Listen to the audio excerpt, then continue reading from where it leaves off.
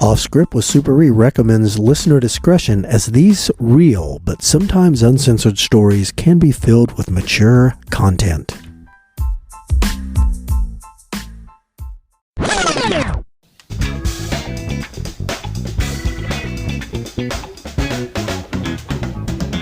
What else you got for us, Super E? All right. Well, here's another one. We're going to make this super quick. I think this will be a Thursday one. This is one where we discovered that man's best friend means that the whole other family is excluded. And I'll explain. Okay. This is about 1994. And this is, if you're too young to remember, ask your parents.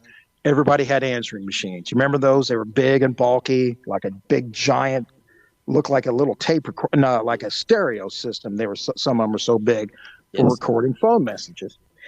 Well, back then, sometimes when you could hear your neighbor's phone conversations on your phone message answering machines. Yeah.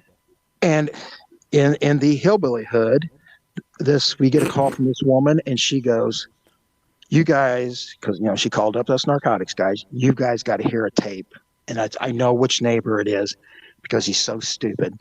And I'm taped his conversations. So we go down. Me and my partner at the time was Eddie, and Eddie was a great partner. And he so was we also go to a hell of a third base. Yes. And so we go down to her place, her house, and she gives us this tape, and we listen to it, and we're dying laughing. She pointed which neighbor it was.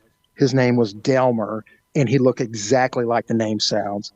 And she had taped. So can you believe this? Real quick, growing up, my dad had a friend named Delmer. Did he fit the name? Oh, yeah. Okay. I had a principal. His parents must not like him. His name was Delmer Elmer Rund. Yes. Say that again. You're making that up. Delmer Elmer Rund. I should have had a band like Leonard Skinner. All right, Adrian, we're changing the name of the band. Yes. Yep. But this Delmer, the tape recording was him talking to his dope supplier for marijuana. And they were talking about a guy named Bud was going to bring Delmer a pound of marijuana. And a guy named Jim was going to supply all the scales for him to weigh it out. And Bud was fronting him $900 up front. And so we're like, wow, it's clear as a bell, just like them dogs barking. Oh, Lord. And so anyways, so we didn't really know, we didn't have much. I mean, we had a lot of information, but there was no activity at the house. Nobody was coming up and to buy anything because he hadn't gotten started yet. You want me to keep going or wait till the dog stops? Oh, that dog ain't going to stop. Keep going. All right. I'm going to keep going then, because this is about dogs. So anyways, so we decided to do something that people used to do back in the day. It became a new thing of knock and talks. I don't know if we've talked about this before. This is where neighbors complain about somebody in the neighborhood selling dope, and you just knock on the door, tell them there's an investigation, and ask them if they will cooperate. Shockingly, a lot of them do. So that's the route me and Eddie decided to take on this one. So we go to the house, knock on the door. Delmer answers the door. And he does not look like a rocket scientist. He's a complete 180 of a rocket scientist. He looks like the type of guy that subsists on Mountain Dew and chewing tobacco. So we're telling Delmer that Which Mountain Dew is a fine product. We might. Yes, it is. Thank you. We don't want to disparage it. So me and Eddie are standing outside on this guy's porch, and he's got the door open, and we tell him who we are, and he's like, "Narcotics detectives." I go, "Yes, sir." And here's the information we got about you. We know that you're dealing marijuana. We know you've got about a pound. We don't want to do a big, long investigation on you and, put you in jail or anything like that. If you just cooperate, we'll come get we'll take your marijuana, go down to the prosecutor, talk to him. And then if there's charges against you, we'll make them as lenient as possible and as painless as possible for you. And we give him the best option available. And Delmer's sitting there looking down because it's true, but he doesn't want to give up the dope or get in trouble. And he's shaking his head. No, I'm not going to do that. I said, can we just come in the house and, just let us look around your house. So we did something. No, I'm not going to cooperate. Not cooperating with you. I said, well, Delmer, if we do a search warrant on your house from obtaining enough information, which we have, we're going to do a search warrant on your house. We're going to come in. We're going to take your drugs. And then he stopped me and goes, if you do a search warrant, can you give me about an hour's notice first? I go, that's not how it works, Einstein. There's a gigantic element of surprise where your door's kicked in, the police come rushing in. We're going to take you to jail, take your wife to jail, and take your kids to the guardian's home. Do you want that? And he's still looking down at the ground, shaking his head. I ain't going to cooperate. I said, so you want to take a chance of you going to jail, your wife going to jail, and the kids going to the guardian's home? He's shaking his head. I'm not going to cooperate. And then we heard some dogs barking in the background, like a chase house. And then Eddie, I saw a light bulb go off in his head because he recognized those were hunting dog barks. And Eddie says, well, Delmer, if we do a search warrant on your house, we're going to knock down your door, lock you up, lock up your wife, send your kids to the guardian's home. Delmer's still shaking his head and he ain't going to cooperate. And then we're going to take your dogs to the dog pound. And then Delmer, his head starts moving. I can see his eyes bug open. He looks at me like, he stepped in front of a moving train. And he goes, not my dogs. I'm like, Eddie's onto something. I go, yep, them dogs are going to go to the dog pound in cages, probably uncomfortable. And he goes, not my dogs. I said, yep.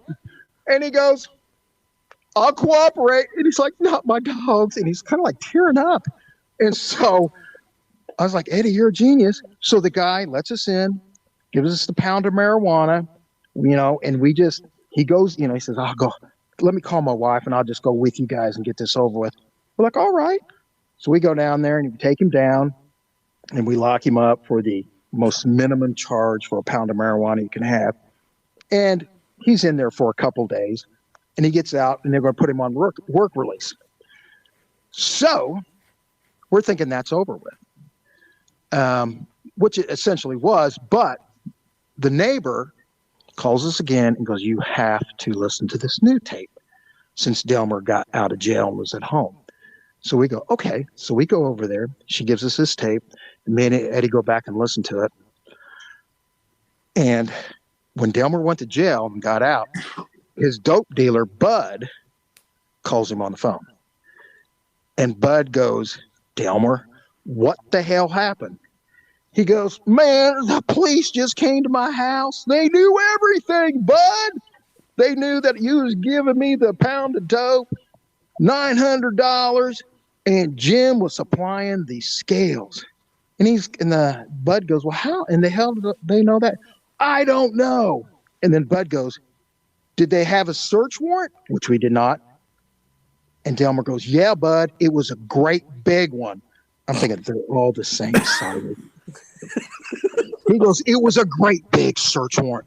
And then he's like, Delmer, did they confiscate that $900 I fronted you?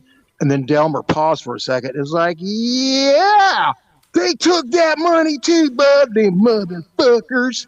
And I'm like, we didn't take any fucking money, that son of a bitch. And then all of a sudden, Bud's like, wait a minute. They know too much. They're probably listening to our phone call right now. And then Bud goes, Delmer. He goes, Bud, I won't. He goes, you just did it. Don't say my name again. And then Delmer goes, Bud, I will not say your name again. He goes, damn it to hell, quit saying my name. Don't worry, Bud, I won't say it. And then Bud goes, you stupid bat, and then hangs up the phone. Adrian, don't say my name. And so anyways, Poor old Delmer, he didn't have to go to jail. I saw him working down at Garfield Park doing I'm sorry, where?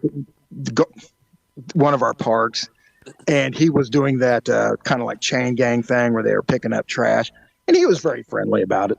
Sure. He was that like, was his- "Hey, Detective Super E, everything's going good."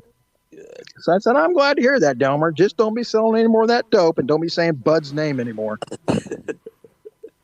Well So, done. I just That's want to make sure the listeners understand. So the Delmer's answering machine, the neighbor was picking up his phone calls on Yeah, her, his right? neighbor. Yeah, the neighbor on the neighbor's answer machine was picking up the phone calls. Okay, got it. And, it's and then, like baby monitors. yes, exactly. Yeah. Right. That's Exactly. That's what it was. And so we got a pound of marijuana off a gigantic line of bullshit. And thankfully, the guy was more concerned about his dogs than his own family. Well, you That's- can't mess with a man's dog. No, not my dogs. You can take my wife, you can take my babies, but don't take my dogs. Exactly. Oh my. That's- Well, I'm looking at the clock. Super E, got anything to add to that? Nope. I'm good to go, Jay. Those were great, by the way. A Train, how about you? No, I just enjoyed both those stories a lot. Indeed. All right. That being said, A Train, take us out. All right, see you guys. See ya.